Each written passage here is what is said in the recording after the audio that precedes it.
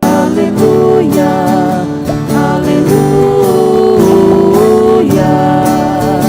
aleluia, aleluia, aleluia, aleluia.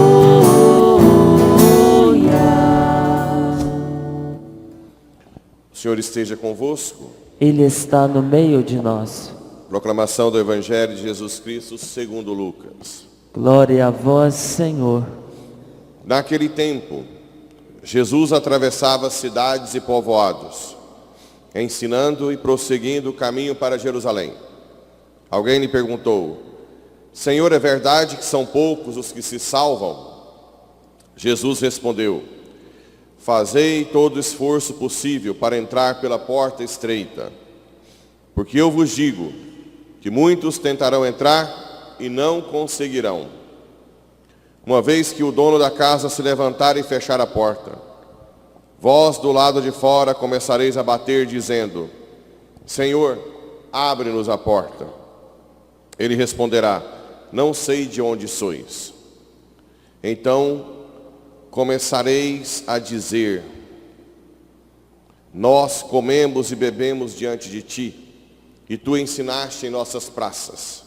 Ele, porém, responderá: Não sei de onde sois. Afastai-vos de mim, todos vós que praticais a injustiça. Ali haverá choro e ranger de dentes, quando virdes Abraão, Isaque e Jacó, junto com todos os profetas no reino de Deus. E vós, porém, sendo lançados fora, virão homens do Oriente e do Ocidente, do Norte e do Sul, e tomarão lugar à mesa do reino de Deus. E assim há últimos que serão primeiros, e primeiros que serão últimos. Palavra da salvação. Glória a vós, Senhor. Caríssimos irmãos e irmãs, também que nos acompanham pelas redes sociais, vamos então, mais uma vez, meditar um pouco essa carta de São Paulo, que é riquíssima, profundíssima. Filho, obedecei aos vossos pais no Senhor, pois isto que é justo. A coisa mais óbvia é que uma criança que ainda não tem formação humana, intelectual, de mundo, deve obedecer aos pais. São os pais que deveriam ter uma formação humana e cristã e educar os filhos para o mundo na fé. Isso é mais óbvio do que tudo. A criança não sabe o que pode fazer mal, o que não pode. Hoje, essa sociedade satânica está criando empecilhos cada vez mais para os pais não educarem os filhos. Como eu já disse aqui anteriormente, tem países que os filhos denunciam os pais com 6, 7 anos. Na Escócia, se um filho de 7 anos quiser mudar de sexo, pais não podem impedir, porque senão vão presos. Tudo se faz para impedir que os pais cristãos eduquem seus filhos na fé. Como eu já citei também, o casal que perdeu a guarda do filho na Noruega, porque ensinou a filha a rezar e disse que se não rezasse ia para o inferno. Mas depois, graças a Deus, com a pressão internacional, depois de uns 6 meses, devolveram a filha para os pais. Mas o que mais acontece é o Conselho Tutelar da Noruega tomar filhos de pais cristãos que educam na fé. A lei da palmada no Brasil, feita por esses governos satânicos, não é uma coisa para proteger.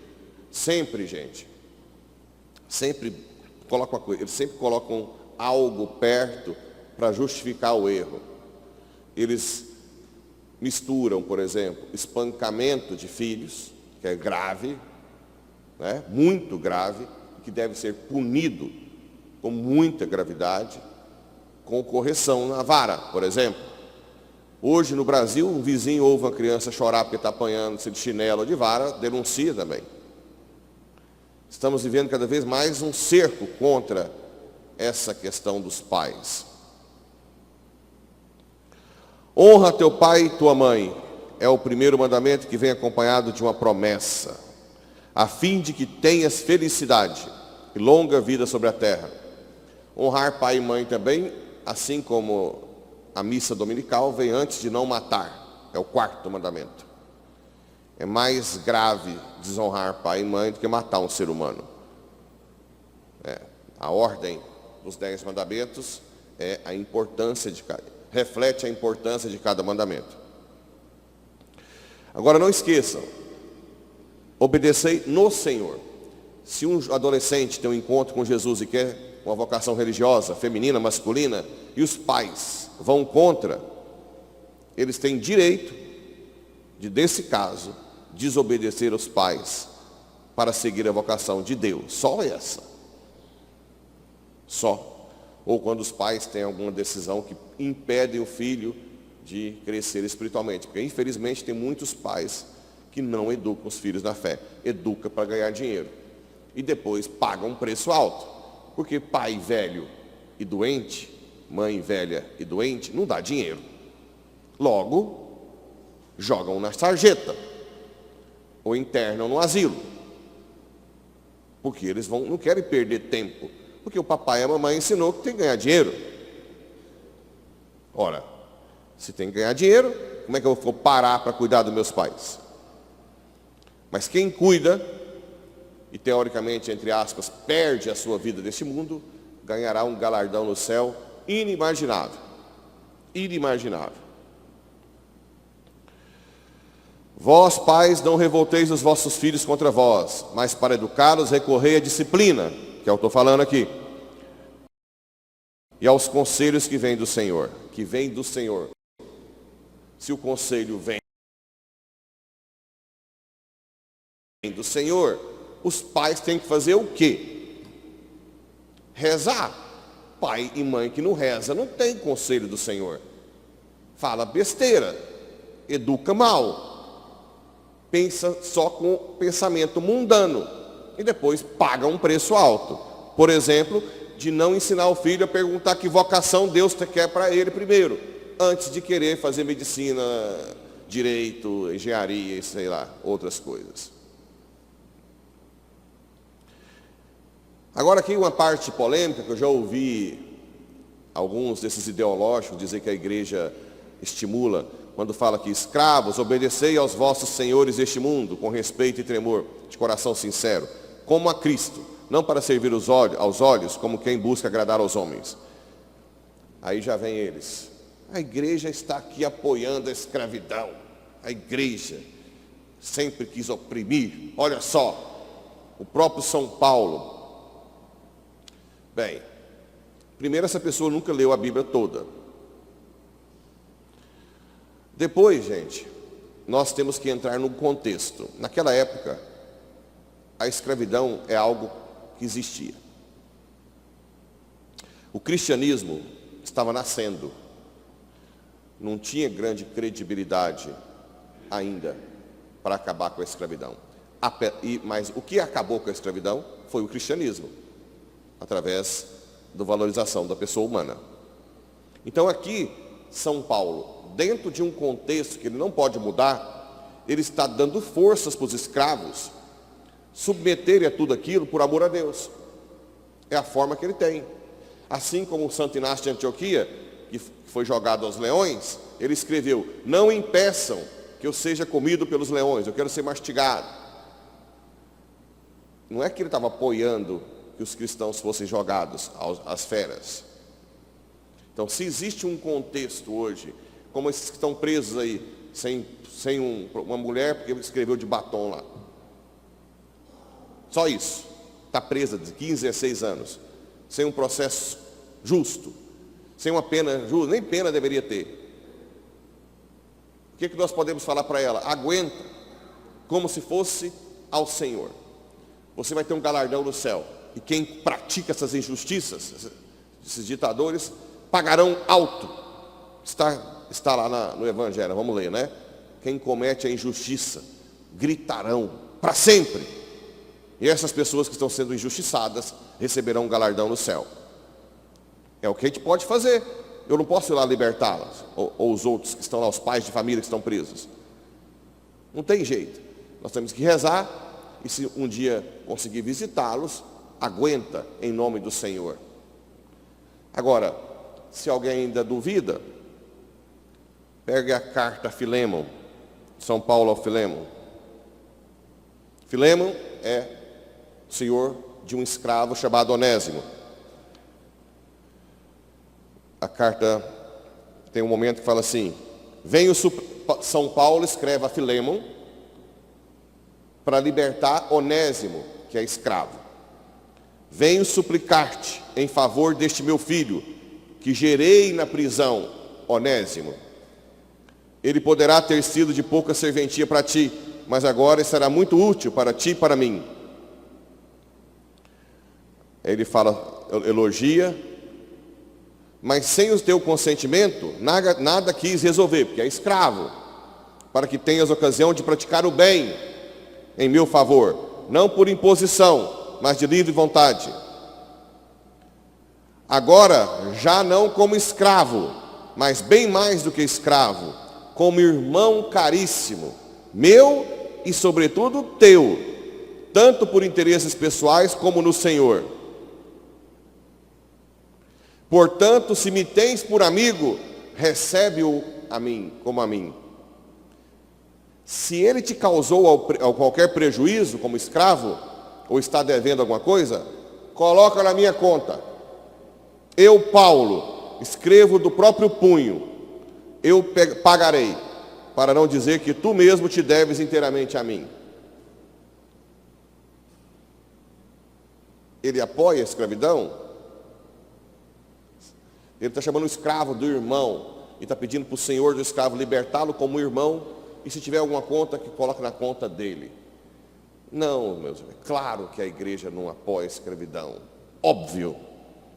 Mas é porque hoje é tanta ideologia contra a igreja, a gente tem que ficar defendendo o óbvio, entender cada contexto.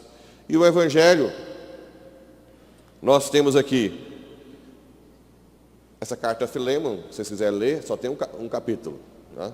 Facílimo de ler. Naquele tempo, Jesus atravessava cidades e povoados, ensinando e prosseguindo o caminho para Jerusalém.